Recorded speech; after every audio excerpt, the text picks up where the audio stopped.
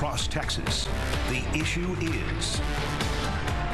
I'm Stephen Dial in Dallas. I'm Greg Krugen in Houston, and this is Texas The Issue Is.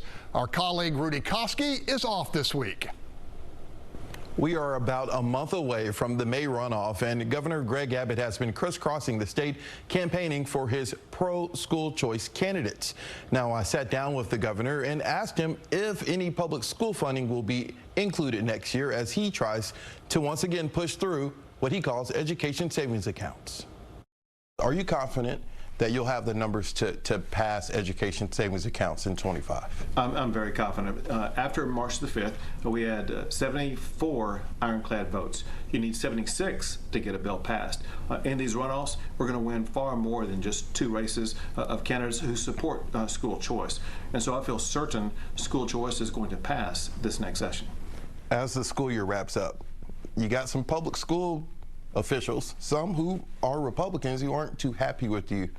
What do you make of this all or nothing approach so far? How long is that going to take you? Well, so listen, we had a great program that we tried to pass in the special session that provided $6 billion more for public education, pay raises for teachers, the elimination of the STAR test, plus school choice.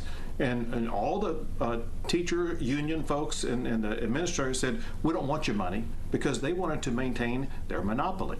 And so when we get back into a session with these new legislative members, they may not take up that deal, which was the best deal public schools could have gotten. The main focus is going to be focusing on what program is going to be best for all children in the state of Texas. School districts are in their budget time right now. A lot of school districts will say and have been echoing that they haven't received an increase in the basic allotment for a number of years before the pandemic, and then the legislature didn't do anything. What are they supposed to do with their budgets? Well, listen, a lot of what you just said is completely false and completely misleading, and it's a bogus talking point because the basic allotment represents only about half of the total funding that goes to schools, and the reason for that is because the full allotment of what they receive is between $12,000 and $14,000, and we as a state, as the legislature, we decide what the priorities are about what we want to fund, and that's outside of the basic allotment. So because we have found some administrators will not take the money that we gave to them to increase teacher pay, and they will use it on other priorities. And so we said, well, we're going to take charge of this, and we're going to make sure this goes to teacher pay raises.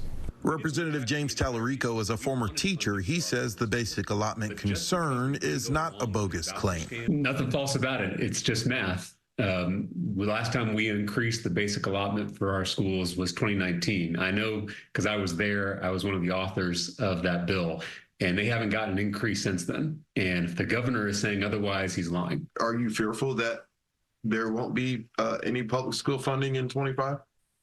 The only reason we won't get public school funding in 2025 is Greg Abbott, because the only reason we didn't get public school funding in 2023 was Greg Abbott. He held funding for our neighborhood schools hostage to try to pass his voucher scam that would have taken money out of our underfunded schools and given it to wealthy families who were already sending their kids to private schools. It was welfare for the wealthy, and Democrats and Republicans alike came together to reject that part of the bill. I asked Governor Abbott if he thinks public education funding will be increased next year.